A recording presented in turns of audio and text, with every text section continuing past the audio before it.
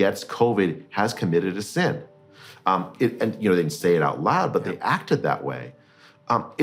Now I said that there was a pandemic template, but that pandemic template is at odds with every other pandemic that we managed in the respiratory virus pandemic we managed in the last century, right?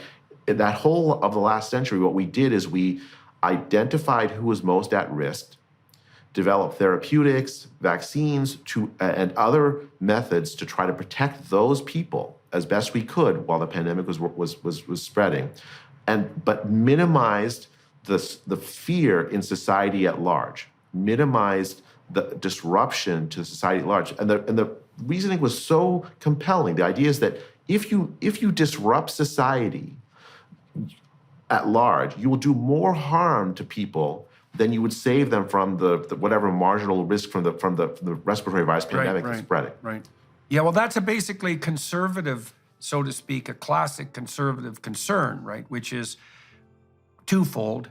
One is to stress the law of unintended consequences. This is something I really learned as a social scientist, and as a biological scientist for that matter. Don't be so sure that your stupid intervention will only do what you think it will do, only the good things. Don't even be sure that it won't be positively counterproductive. Be certain that it will produce unintended consequences, because it will.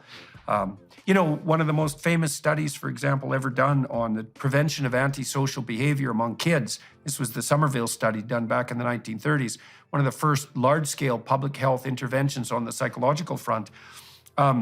They grouped kids who were prone to conduct disorder and then criminal behavior, let's say later in their life, randomly into a treatment group and a control group. And they hit the treatment group with every positive psychological and sociological intervention you could manage. Literacy training, parent training, communication training for the kids. They paired them with mentors, and they took the kids out of the inner cities and out to camp, summer camp, for 2 weeks every year while the program ran. And when they released the results, it showed very clearly that the kids in the treatment group, who would be the subject of all this positive attention, which, by the way, the kids loved, the parents loved, the teachers loved, the implementers loved, they did worse on virtually every measure. And the conclusion was that it was a really bad idea to take antisocial kids out of their environment for 2 weeks in the summer and group them together, because they were basically camps for criminals. And that was such a powerful effect that it overwhelmed all the other interventions. Somerville study, very, very famous cautionary tale. And Joan McCord, who was one of the authors of that study, and one of the first female PhDs in criminology, basically spent the rest of her life traveling around to academic conferences telling people, do not assume your idiot intervention is going to work. Build in careful outcome analysis to any social program that has a behavioral change mandate, and have some humility in the face of the complexity of the problem you're trying to solve. And certainly, well, we just let all that go by the wayside in this. Now, you said that we had a different strategy in place for pandemics in the past, and that this new strategy emerged. Emerged where and why did it dominate? I think in the West, it emerged out of the war on terror. If you can go back to the anthrax threat from, I think it was 2001 or 2, and people reacted to that by saying we need a way to deal with biosecurity threats, a new way to deal with biosecurity threats that's much more serious, that takes the threat more seriously. There's a whole series of war games and sort of planning exercises around biosecurity threats.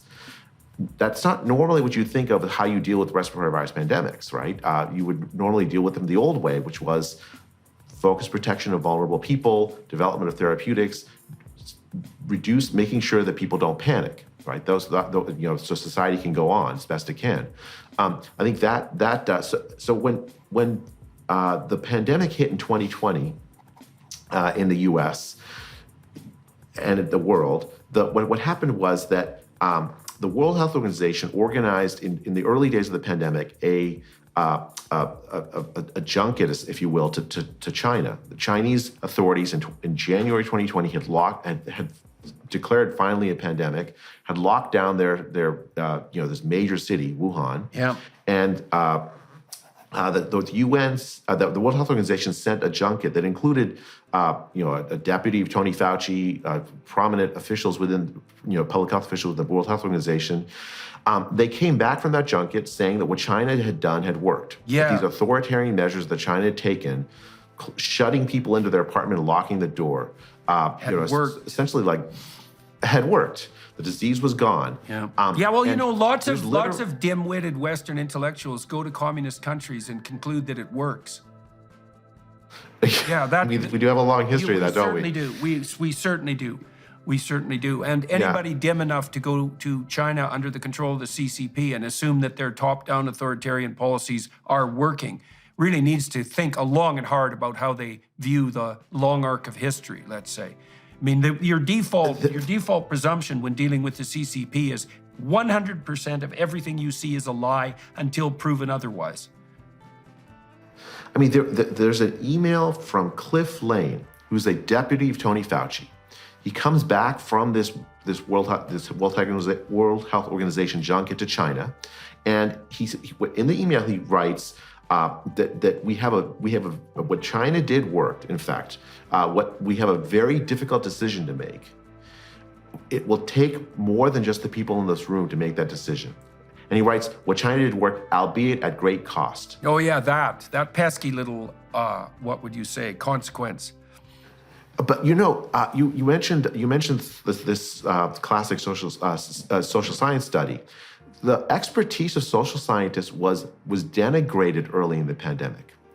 The question was, are you an epidemiologist? Are you a virologist? Are you a infectious disease specialist? Yeah. And anyone else with any other expertise was not relevant to decision making. Only the science itself had a say. Right. Oh, and as you said, the science, follow the science. It's like, well, okay, what do you mean here exactly? Because there's always a balance of risks if you're a sophisticated thinker. It's like, even if there's a pandemic, well, first of all, we better make sure that there is and that we know the scope, but there's 100 other considerations of risk that need to be simultaneously evaluated. And the way to protect yourself from that cognitive complexity, if you're a narcissistic leader and you want to, forge the moral pathway forward, is just to demonize anybody who adds any complexity into the argument.